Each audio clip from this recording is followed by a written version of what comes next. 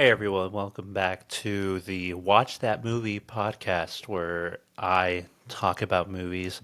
Um, I'll be watching new movies as they come out and be reviewing them. And every so often, when there's discussion or big news happening in the Hollywood, I will come here and talk about it. Today we'll be talking about Captain America Brave New World, the new Captain America movie that just came out, starring Anthony Mackie as the titular character.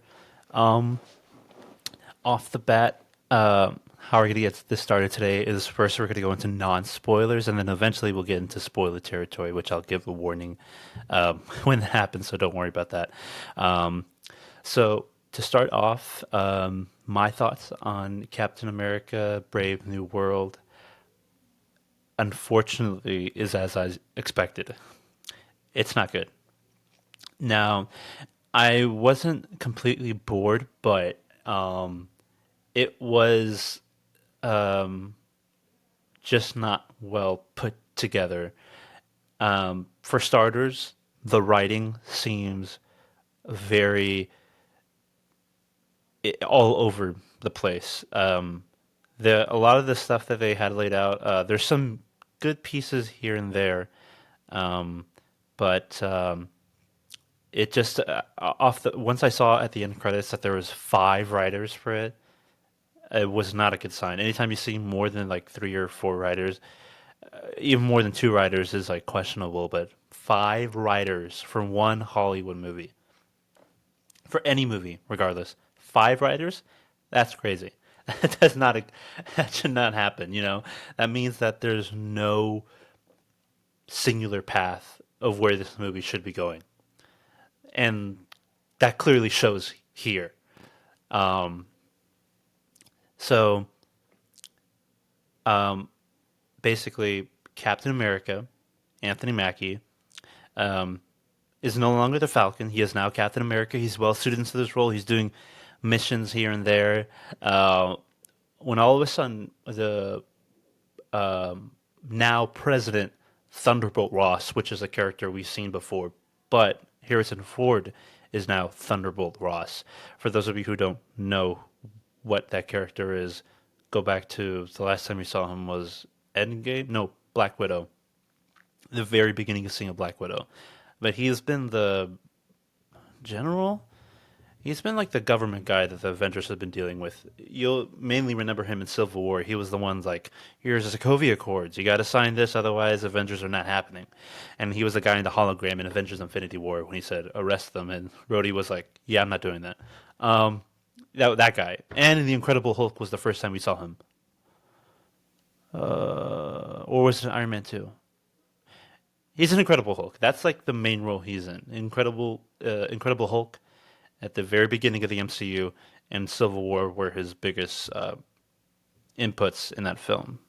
Uh, the actor who had originally played him had died, and they recasted him as um, I want to say, yeah, Harrison Ford. What am I thinking about? But it was originally played by William Hurt. There you go. That's the name. I had to look it up. William Hurt was the uh, original actor who played Thunderbolt Ross, but now it's Harrison Ford. That is to say, Harrison Ford now is playing a Thunderbolt Ross, is now the president of the United States in the MCU.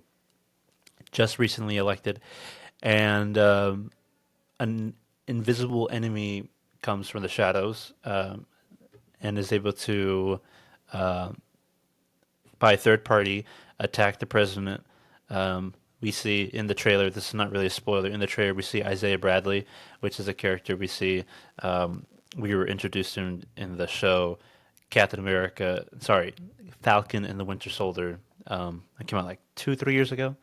Um, and just in case you're wondering, if you want to know what films you have to see to understand Incredible Hulk, um, all the Captain America movies if you have to, but really a Winter Soldier. Um, yeah, I guess all the Captain America films: First Avenger, Winter Soldier, Civil War, Black Widow, if you want to, um, and the Infinity War films, I guess, but not really. Only because Thunderbolt Ross shows up in that one, but not really. the beginning of the Black Widow, and the Falcon and Winter Soldier series.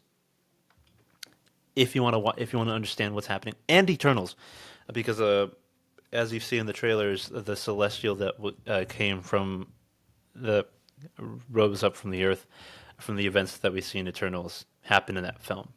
I also didn't really like that movie, but if you want to understand and get a general sense of what's going on, those are the movies you have to watch, because that's the state we're in. And fortunately enough, I've already seen all those movies because I am not up to date with the everything that's happening in the MCU. The last MCU film I watched was Deadpool and Wolverine, and the one before that was Guardians of the Galaxy 3.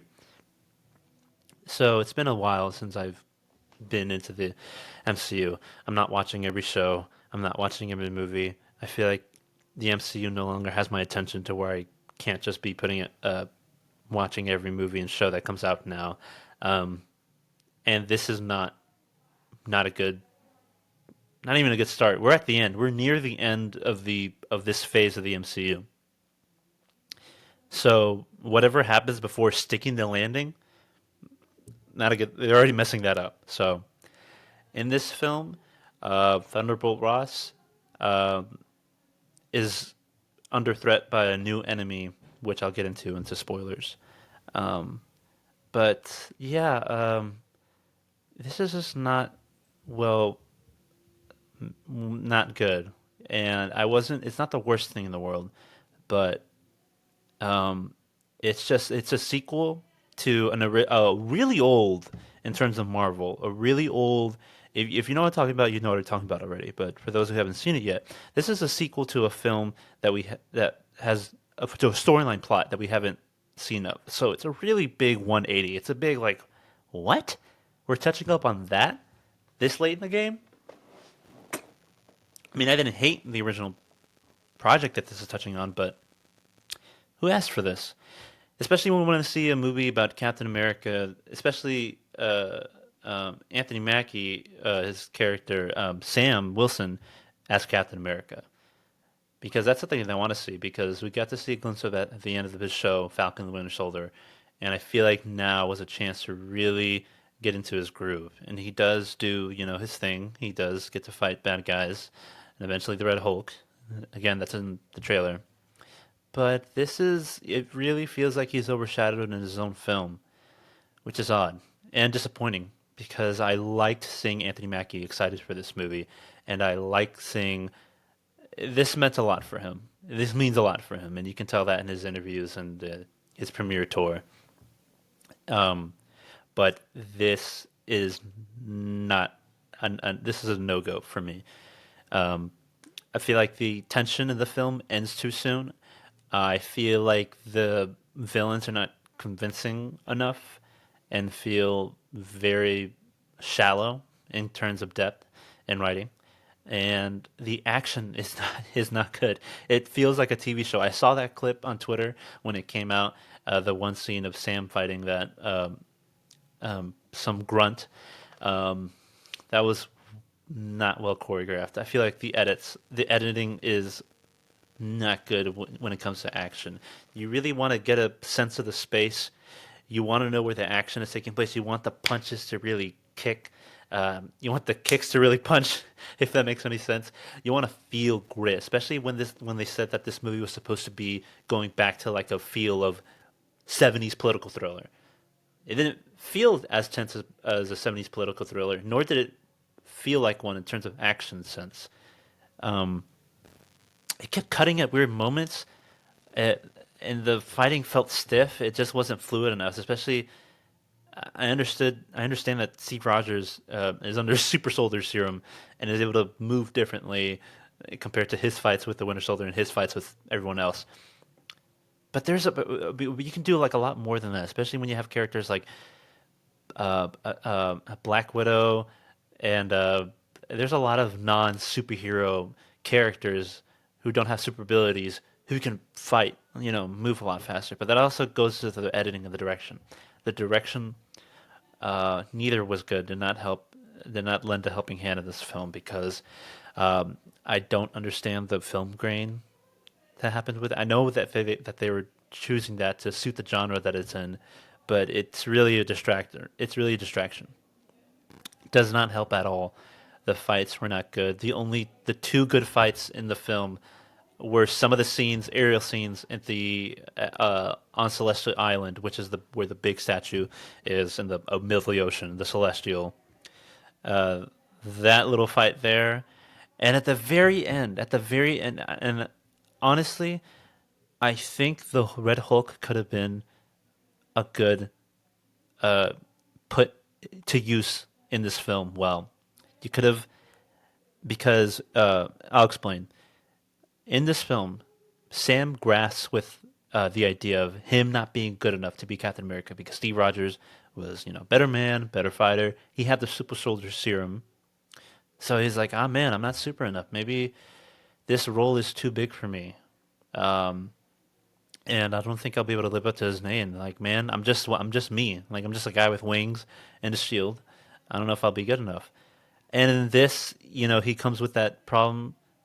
So the Red Hulk, a very super villain, could be a perfect enemy for that. Same as a regular guy, we have the Red Hulk. There's no in a real world sense, there's no way he could beat that. There's no way he could win. So if the writing was a bit smarter and if they had prolonged the action scenes a bit longer, you could have had something more interesting there. But at the end of the day, once Sam comes toe to toe with the Red Hulk, um, it ends too soon because the first 2 minutes, the first 3 5 minutes of when Red Hulk finally comes out, the CGI is horrendous. It is awful. Like there's green screen. You can tell this is where the reshoots started happening because there was a big news happening about when the reshoots came out about this film, and people were already worried that this is not a good sign that they had to reshoot a big portion of this film because they didn't know how to end it. And I feel like this is where some of that was going on. Um, but once we get into the groove, once we get a few more minutes into this fight with the Red Hulk, it starts feeling pretty good. Like it starts looking really good, and I start getting a bit like, oh man, this is looking promising.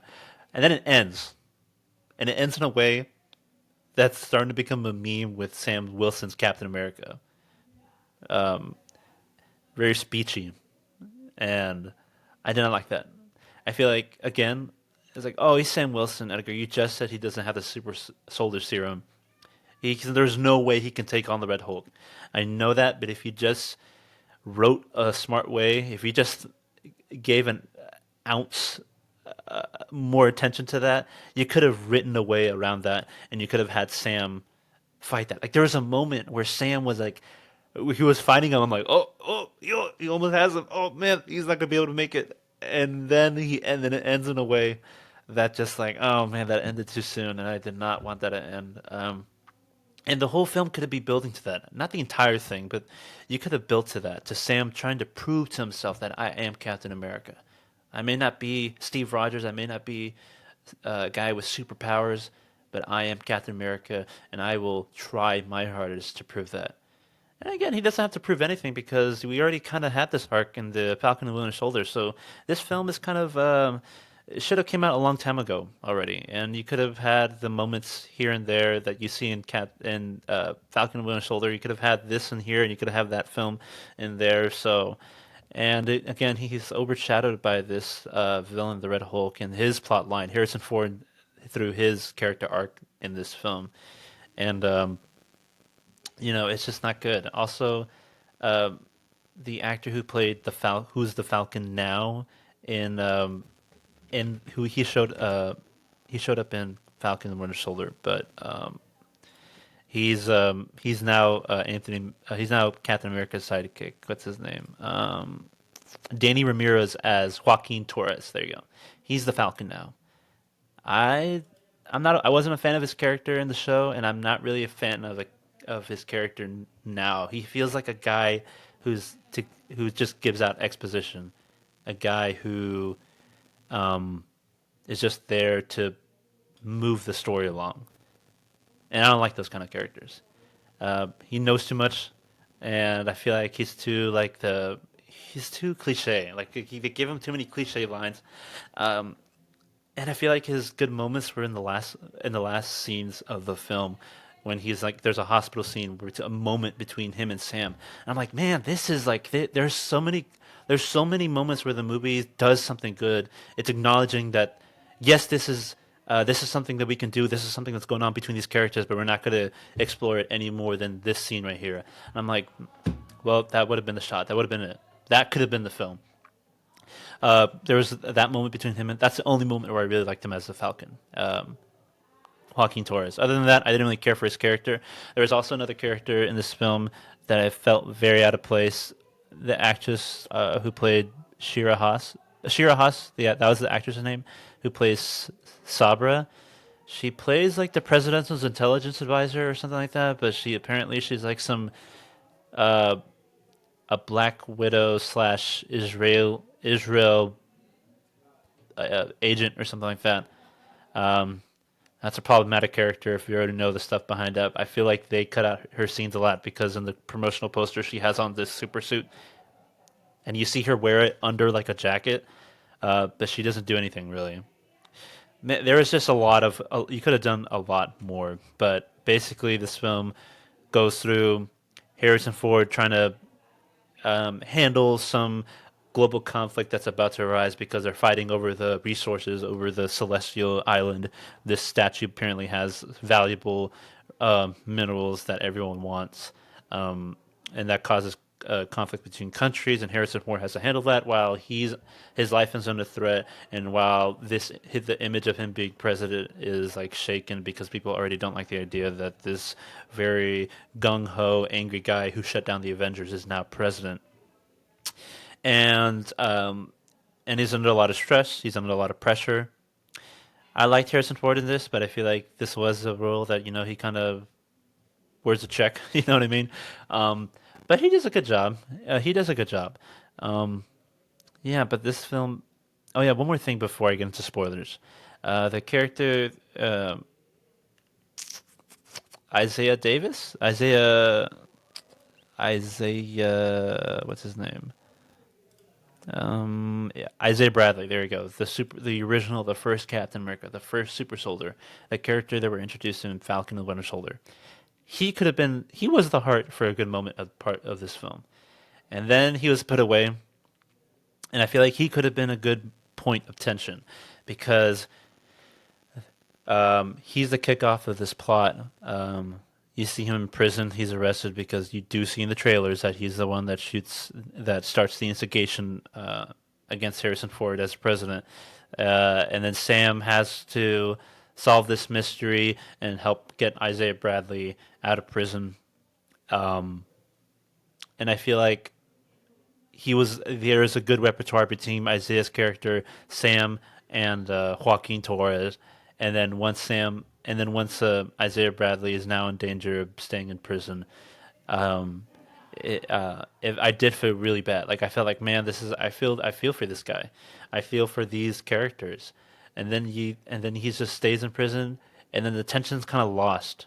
No longer am I really fearful for this guy being in prison. I feel like he could have done something a bit more that way, because once we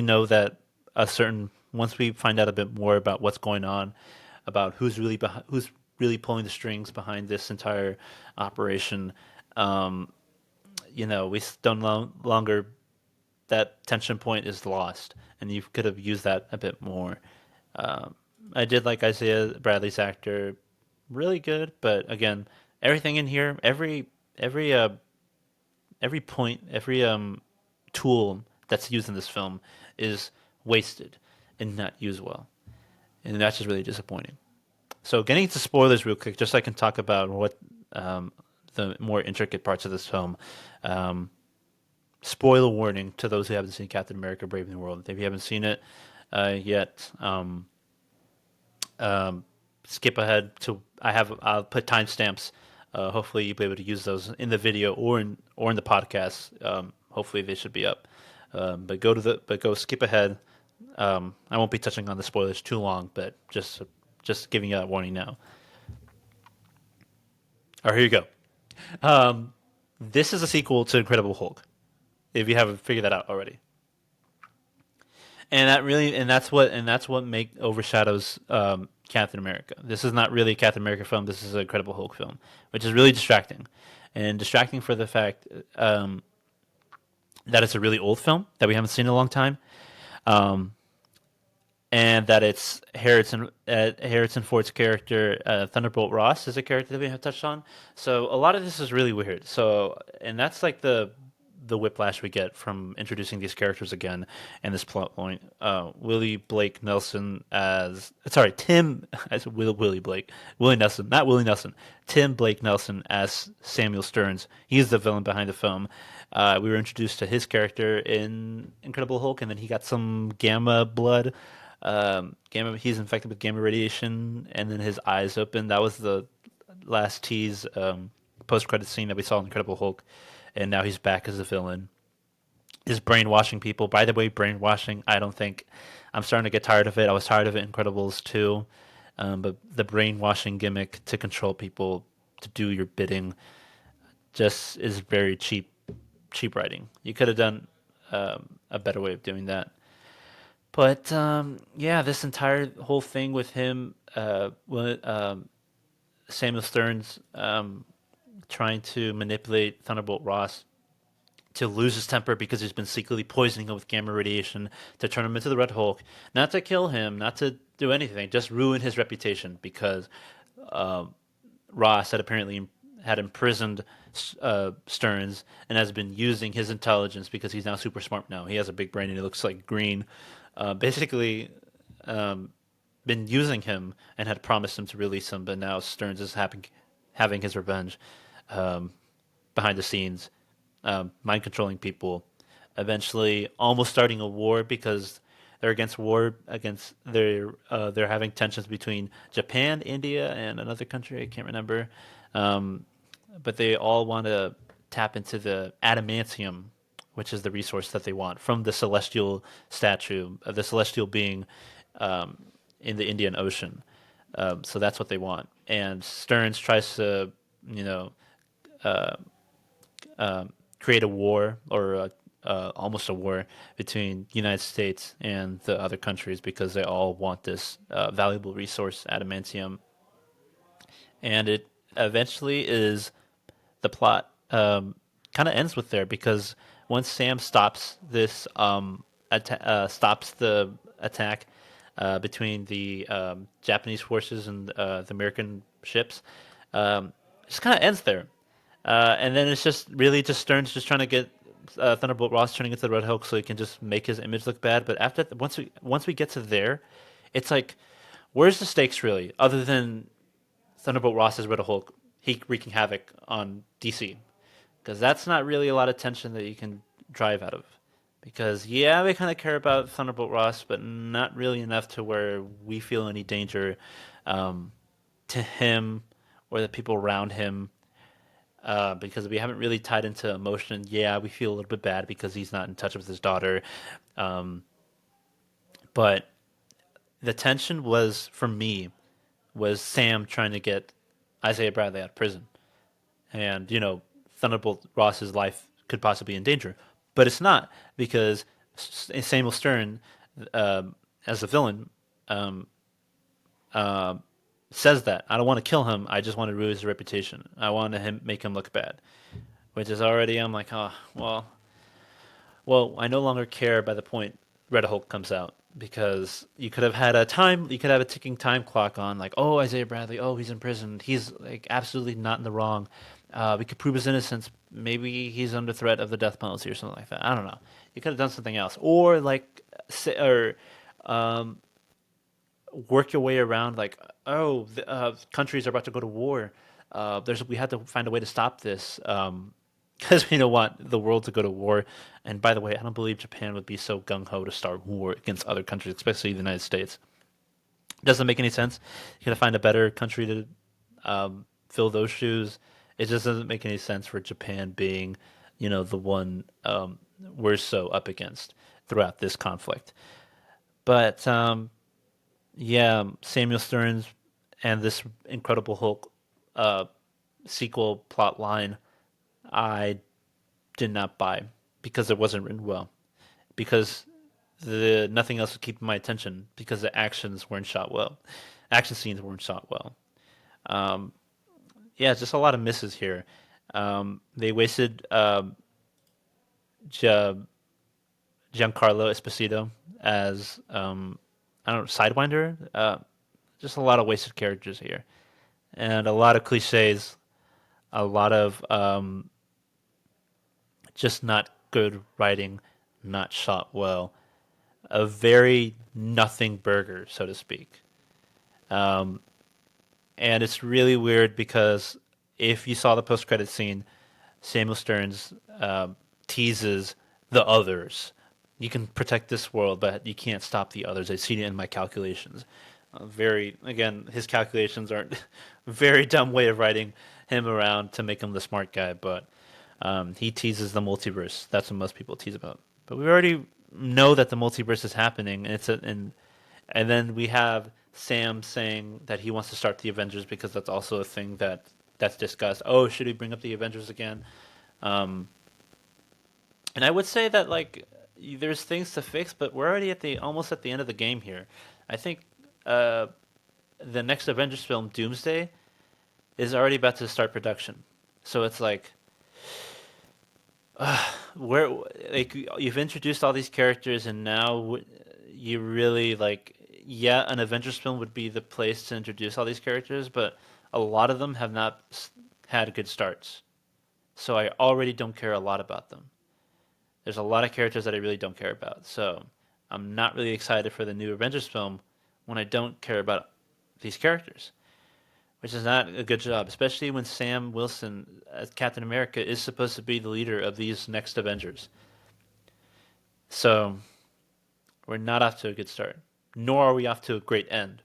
The start has already passed. We've had 3, 4 years of this phase, to the point to where I'm not even watching what's coming out. So that's my take on this film. I'll give it two, 2.5 out of 5 stars. 2.5 stars out of 5 stars is my rating out of this film. Um, it's not the worst thing in the world. Uh, it's the definition of average, but in a bad sense. Uh, you might have some things that you might enjoy. Not even the score, man. Not even the score is good. Usually, a film will have a good score when it's like and when it comes to MCU projects, they'll have good scores. In terms of music, I'm talking about music. I'm sorry, musical soundtracks, not good.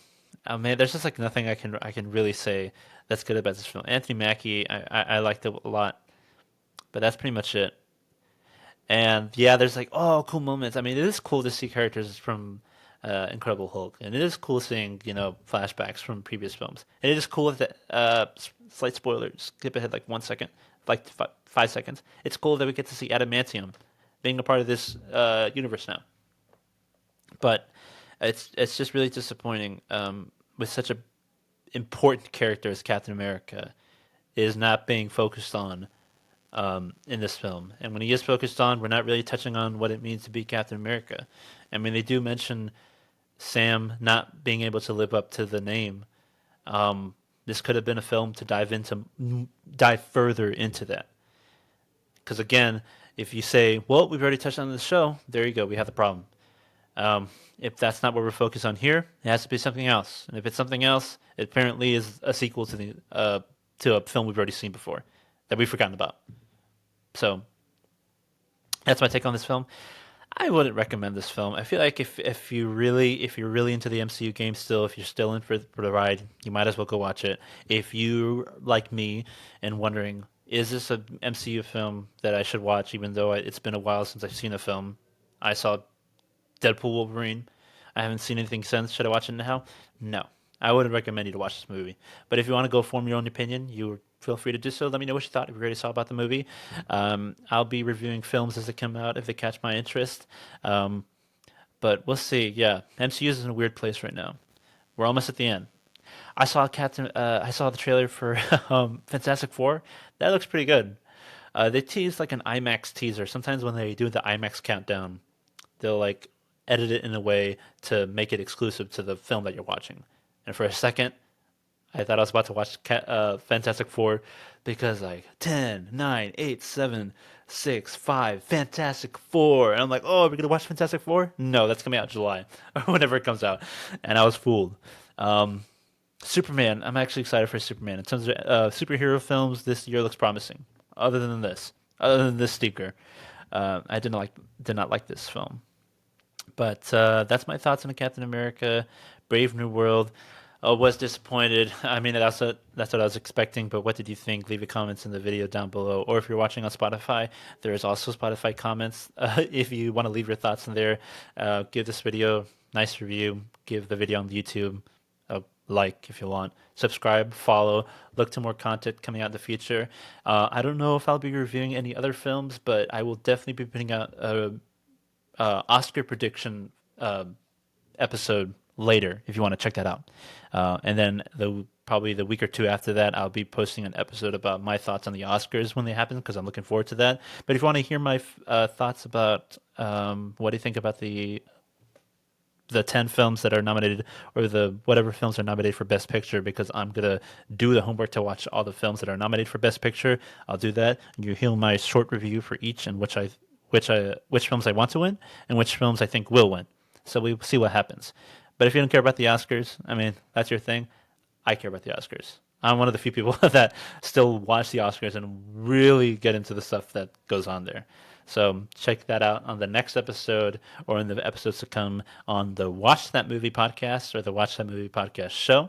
My name is Edgar, and I'll see you in the next one. See ya.